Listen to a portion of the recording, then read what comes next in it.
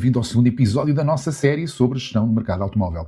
Bem, no primeiro capítulo definimos estas fronteiras entre a lógica do produto, a lógica de gestão à volta do produto, do fabricante, portanto o SRM, e a lógica da transversalidade, multimarca, multisserviços, centrada no cliente, na entidade, gerida pelo ecossistema do retalhista, portanto o CRM. Hoje a nossa análise é estritamente operacional. Vamos olhar para duas questões que são centrais no dia-a-dia. Uma delas, qual é, de facto, o impacto prático da importância de consolidar a informação num grupo de retalho, e é outro capítulo que também iremos explorar, como é que gerimos a esmagadora maioria das nossas interações comerciais que não são as vendas, e qual a importância e a distinção desta gestão das não-vendas com o SRM e com o CRM, e aqui são dois pontos também muito fundamentais que nos ajudam a compreender a distinção entre as duas culturas e ferramentas e, por outro lado, também a sua complementaridade. Portanto, no segundo capítulo, que é o primeiro, já falámos há uma semana atrás, esta estruturação da verdade histórica transversal. Portanto, compreendida esta fronteira entre a matriz do produto e a matriz da entidade, já explorámos, torna-se imperativo analisar o impacto que isto tem na operação diária do retalho.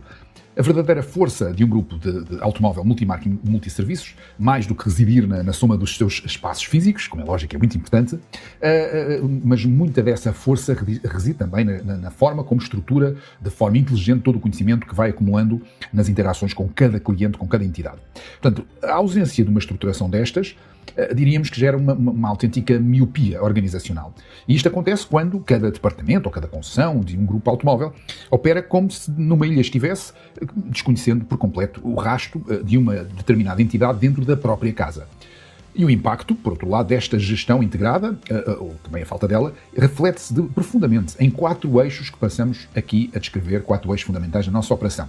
Bem, um deles é, desde já, na perspectiva do vendedor. O conhecimento prévio é uma base fundamental para a sua confiança, preparação e autoridade. Quando um cliente, por exemplo, entra num salão, no stand, a abordagem altera-se radicalmente se a informação estiver devidamente estruturada.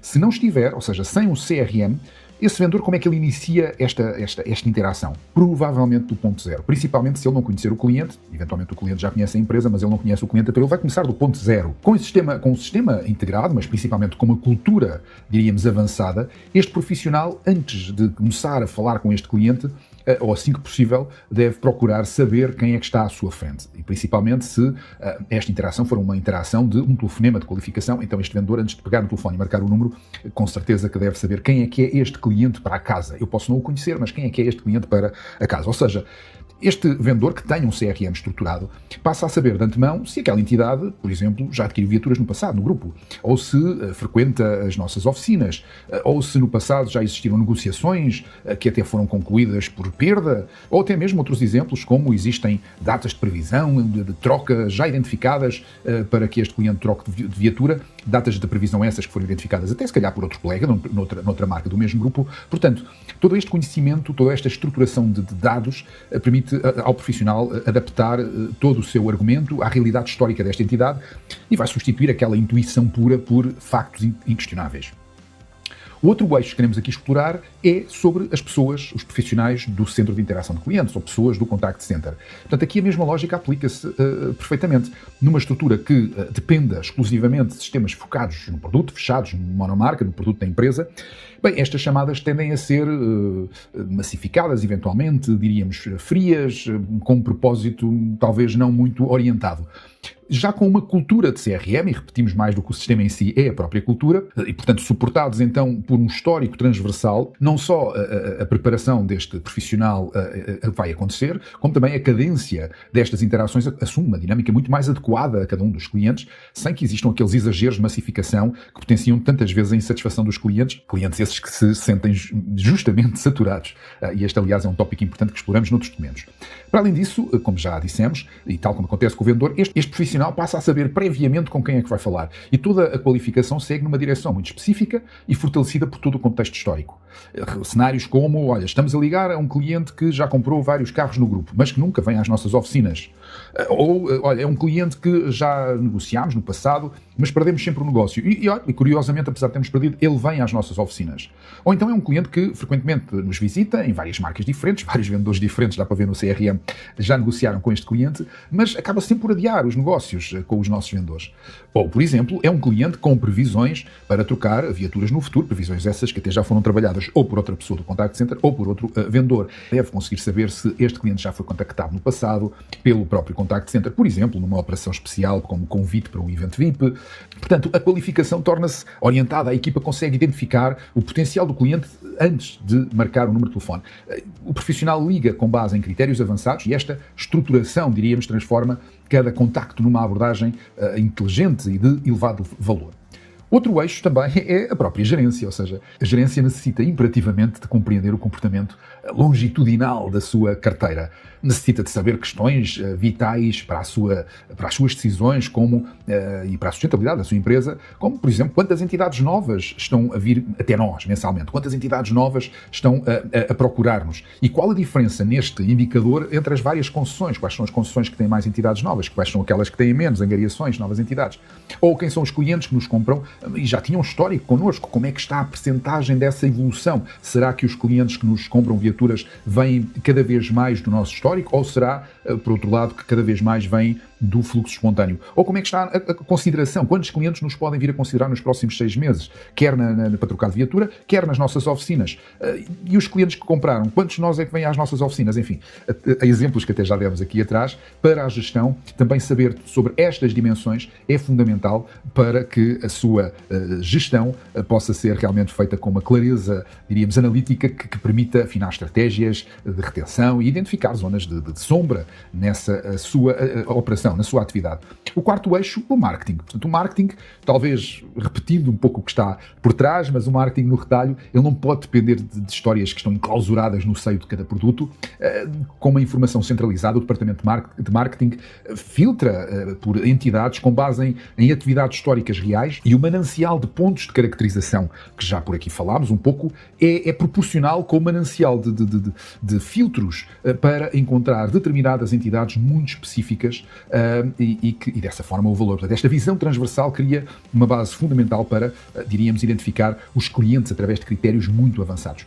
Torna-se, portanto, possível, depois disso, direcionar comunicações de forma muito mais ajustada, precisamente porque estão enquadradas num contexto de profundo conhecimento do cliente. E esta gestão garante que o orçamento do marketing seja investido numa audiência certa e respeitando também o momento exato do ciclo de vida. Isto leva-nos também diretamente já ao próximo capítulo, portanto aquele capítulo que também iríamos aqui desenvolver neste nosso podcast. Como é que é gerido este fenómeno, que é a maior parte do fenómeno da não venda no seio do SRM ou no seio do CRM? Portanto, na análise estrutural da nossa operação, realmente existe esta realidade estatística que é inegável. A esmagadora maioria do fenómeno comercial reside na não venda. Portanto, a venda é uma minoria das histórias que acontecem com os nossos vendedores. Para cada viatura comercializada, a nossa equipa interage com 3, 4, 5, enfim, mais entidades que optaram por escolher na nossa concorrência ou, eventualmente, por adiar a compra. Portanto, a forma como o nosso grupo estrutura e gera este imenso volume de interações dita realmente a nossa capacidade e a nossa sustentabilidade a longo prazo. Consideremos este cenário assim muito paradigmático. Uma entidade entra no espaço de um grupo de retalho e negocia uma determinada viatura, uma determinada marca, mas acaba por decidir a favor de um modelo da concorrência, direta ou não, portanto, da concorrência.